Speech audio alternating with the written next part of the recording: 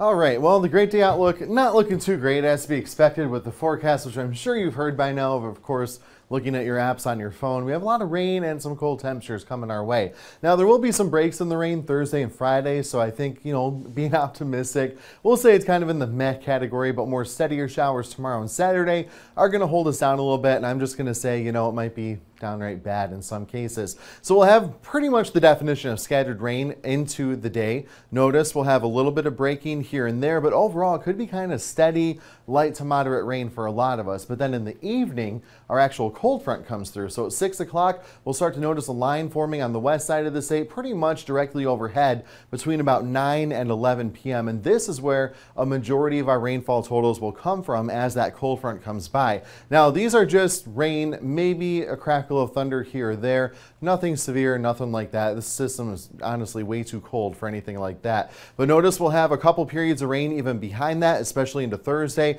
And a lot of this right here is actually lake enhancement coming off of Lake Michigan, which is still pretty warm. So the further east you go, the more chances you'll have of sunshine into Thursday. The further west, the more clouds and the possibility for a few on and off rain showers. But either way, it'll be cold and windy behind this cold front. So once that makes its way by, we have these little low pressure systems. That's what we call short waves. They're just like little ripples in the atmosphere that create a little bit of lift, and then it rains underneath them. So just kind of like throwing a little stone into a pond after a big stone. That little stone creates additional ripples, right? So that's kind of what we're expecting with that, with the rain showers coming on by. And rainfall totals are going to vary depending on where you're at, but notice generally here what we can expect by the time we get into later Thursday. We'll stop it here Thursday afternoon once some of the lake effect starts to wind down. Lansing probably up toward about an inch, but these are just potential amounts. So they can vary depending on who gets those heavier downpours. Jackson, Hillsdale might be around 3/4 of an inch, but either way, we'll definitely have a nice soaking out there. Maybe have to mow your grass one more time before it gets really cold out,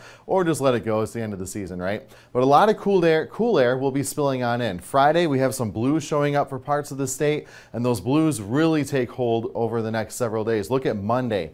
Huge push of cold air coming down out of Canada, while behind me we have a big surge of warm air going up into the western part of Canada. So big dip in the jet stream. The coldest weather looks like it'll be out there by Tuesday and Wednesday mornings, and then hopefully we start to improve by the latter part of the week, but a big drop in our temperatures will be headed our way. Notice just when we start to rebound up a little bit, it's going to be with some rain on Saturday, and back down we go. And beyond that, it is going to be even colder, which I'll show you here in just a moment.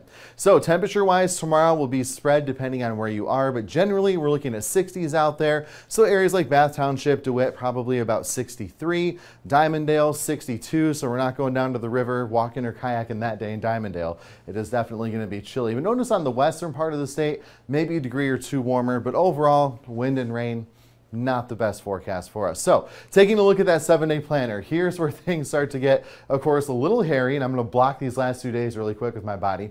But we are going to cool it down. Friday, we're talking 50, and that's a maybe with more wind and, again, the possibility for some lake effect rain coming through. Just when we start to warm it up into the weekend, this is what happens. We have another push of cold air like what I showed you in that colorful white line image there, right? That's indicating all that cold air spilling in, easily going sub-freezing overnight into Tuesday morning, maybe Wednesday following that as well, with daytime highs struggling to even reach the middle 40s.